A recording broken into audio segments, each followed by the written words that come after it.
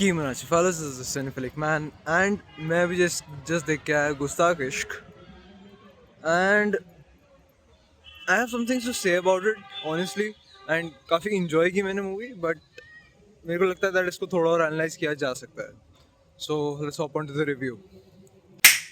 Okay, so अगर मैं बात करूँ about गुस्ताख इश्क तो it is about a very you can say old fashioned love जहाँ पे इशारों इशारों में नोट्स में लेटर्स में यू नो और छुपते हुए लव को एग्जीक्यूट किया जाता है. मैं जब ये मूवी इनिशियली जब मैं थिएटर एंटर किया था, मुझे थिएटर में एंटर करने के पहले मुझे नहीं मालूम था कि ये इस मूवी की ओवरऑल स्टोरी क्या है या फिर ये किस चीज़ के बारे में है या फिर ये किस डायरेक्शन में जाएगी. I was just aware that this is a movie that is produced by Manish Malhotra and it is starring Vijay Varma, Fatima Sheikh, Nazaruddin Shah, Shadab Hashmi, with the composer Vishal Bhardwaj, lyricist Gulzar, right? तो इन सारी चीज़ों को जानने के बाद I was just thinking of going into this movie and I went into it completely blind.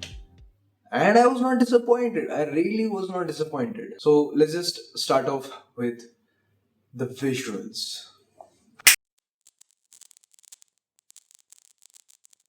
तो अगर मैं बात करूँ इस मूवी के विजुअल पैलेट के बारे में सो प्राइमरीली ये जो मूवी है this takes place between 1998 to 2003.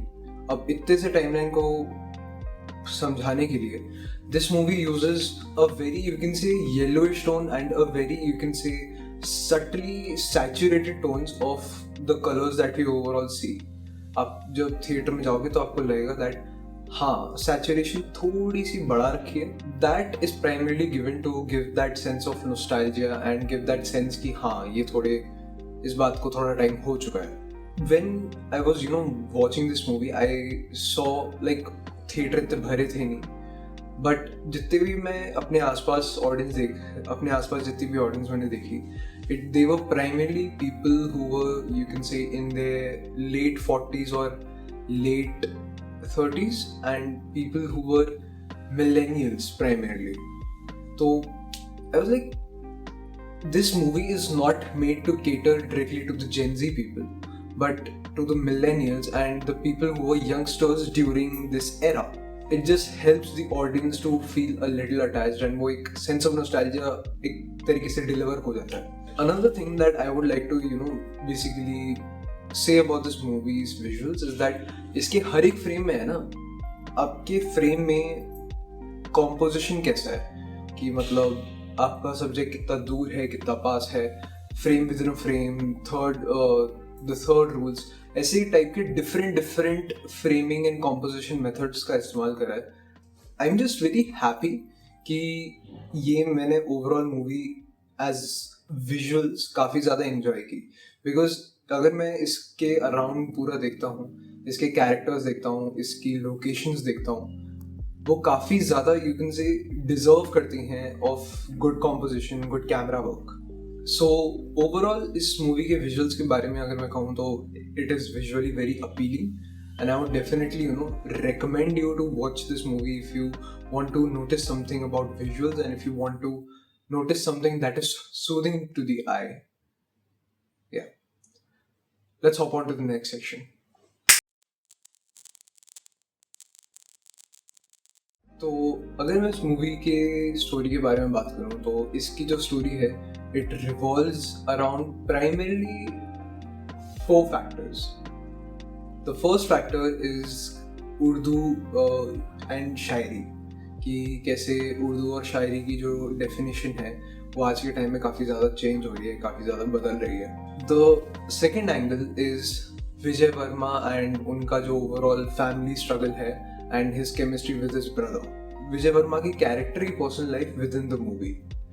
The third angle is Fatima Shaikh का अपना angle, she as a character, कैसे she has been through a journey and कैसे she has a husband that who was very abusive and all.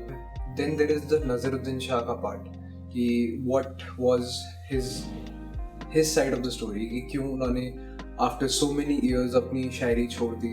He just let go of all the great things that made him great. Just because यहाँ पे overall background थोड़े clear हैं, इसीलिए story में you are having enough things to showcase, but मेरे को लगता है कि they failed at two things. First, Fatima Shaikh का जो पर्सनल लाइफ कैरेक्टर है about her husband and what happened in her past, वो इतना मुझे यू कैन से समझ नहीं आया. एंड मुझे लगा that if you can not add a little more detail to it, what is the point of adding it in the story? और इसकी जो second major problem है, it is the first 15 minutes and the last 15 minutes of the movie, because first 15 minutes में आपको काफ़ी ज़्यादा details आपको consume करने के लिए दी जाती हैं, जो आपको to establish the stakes of Vijay Verma starting के 15 minutes बहुत important है. तो मुझे लगता है that starting के जो 15 minutes में इन्होंने details दी हैं वो थोड़ा सा स्लो पेस्ड हो सकता था.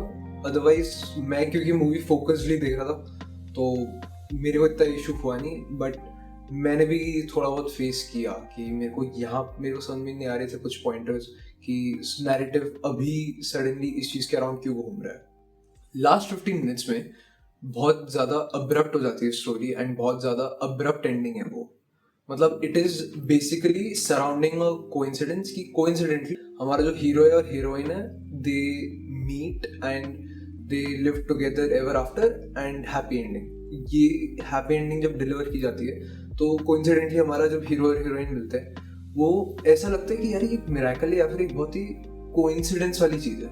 अगर ये होता कि हाँ ऐसे ऐसे नियर मिस चांसेस हो चुके हैं या फिर ऐसे मल्टीपल टाइम्स हो चुका है कि इन दोनों का मिलना हो रहा था but they missed because he was not focused और ही वॉज नॉट फोकस्ड या फिर किस्मत का कोई खेल था, तब तो समझ में भी आता. बट ये सडनली जो इनको एक साथ कनेक्ट कर दिया एंड फिर मूवी एंड कर दी, वो मेरे को बिल्कुल समझ में नहीं आया. सो ओवरऑल इस मूवी की स्टोरी काफ़ी अच्छी है, इस मूवी का पेस काफ़ी अच्छा है, बट स्टार्ट का 15 मिनट और एंड का 15 मिनट काफ़ी ज़्यादा अब्रप्ट है और काफ़ी ज़्यादा satisfying नहीं है. तो just be aware, right? Let's hop on to the next section. Talking about the music of the story, मुझे इस मूवी का म्यूजिक काफ़ी ज़्यादा सूदिंग लगा, काफ़ी ज़्यादा हार्ट टचिंग लगा. इवन तो मतलब वो इतना ज़्यादा क्रिस्प नहीं है, इतनी ज़्यादा उसमें डिटेल्स नहीं है कि आप बहुत सारी डिटेल्स एक साथ कंज्यूम कर रहे हो और ओवरऑल एक क्रिस्पनेस आती है एक सॉन्ग के अंदर, वैसा नहीं है. But considering that it comes from Vishal Bhardwaj and Gulzar, इनकी जो वे ऑफ कॉम्पोजिशन है वो थोड़ा वैसा ही है. लाइक गुलजार साहब के लिरिक्स तो एवरग्रीन है ही, like it's just nice, right. But जब मैं नोटिस करता हूँ अबाउट द म्यूजिक, मुझे लगता है दैट इस पर्टिकुलर लिरिक्स के लिए थोड़ा सा और you can say details add हो सकती थी म्यूजिक के अंदर. Otherwise the music is pretty good and pretty heart warming. It just gives the feeling of old music. It just gives music जो हम 70s में या 80s में सुनते थे. It's just feels like you are hearing gold और you are hearing gold with little impurities. So I was happy with its music, so I can definitely recommend you that you can learn about music, you can hear and love music of this movie.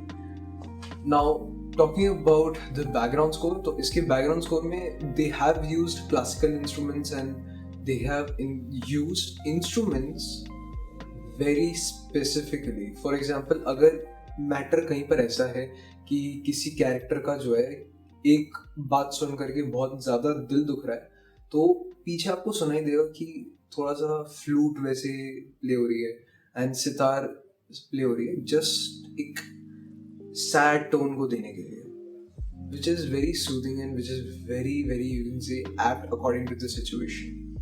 So I really did enjoy the background score of this movie and I am happy कि मतलब you know, considering the story, considering the scale of this movie, it's really apt according to the situation and really based on what kind of message this movie is trying to deliver. So overall इसका background score भी काफ़ी अच्छा है. So overall music and audio work good. So let's just hop on to the last section of our video, which is the acting section. And I should talk about the acting. Let's just hop on to the acting session. तो अगर मैं बात करूँ इस movie की acting के बारे में, तो इसकी एक्टिंग प्राइमरली नजरुद्दीन शाह के कंधों में बैठती है. इस पूरे मूवी के अंदर you know around the entire story आप देखोगे दैट इसकी जो ओवरऑल सोल है वो नजरुद्दीन शाह का कैरेक्टर है, एंड उर्दू एंड शायरी का जो गोल्ड स्टैंडर्ड है, ये तीन चीज़ें जो है वो इस पूरी पूरी मूवी को है ना कैरी करती हैं. येट हमारे जो मूवी का जो मेन प्रोटैगनिस्ट है दैट इज विजय वर्मा. तो let's start of with him. I have seen him act and he can act well. He definitely has those capabilities. यहाँ पे ऐसी कोई चीज़ है जहाँ पे उनकी एक्टिंग बहुत ज़्यादा अच्छी तरीके से शोकेस होती है? नहीं. I feel that he did a good job, he did a fine job, but a great job? No. There is that. Then as far as Fatima Shaikh is concerned, she has done another movie like this which is called Aap Jaisa Koi, available on Netflix, and that was a good movie also, and I enjoyed that movie too. Fortunately, she's having a limited acting range, but considering the roles that she does them well, and she's able to cater to what the character requires. So she has done a fine job. Shadab Hashmi, like, he played the good side, fun guy that he played in Jab Tak Hai Jaan, that he has played all along his career.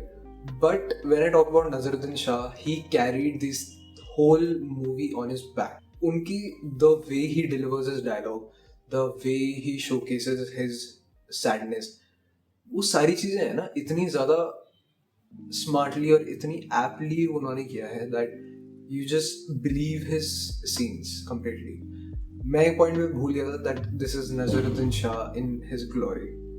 I know that he does deliver very, very, you can say, controversial speeches and very controversial statements from time to time in the media.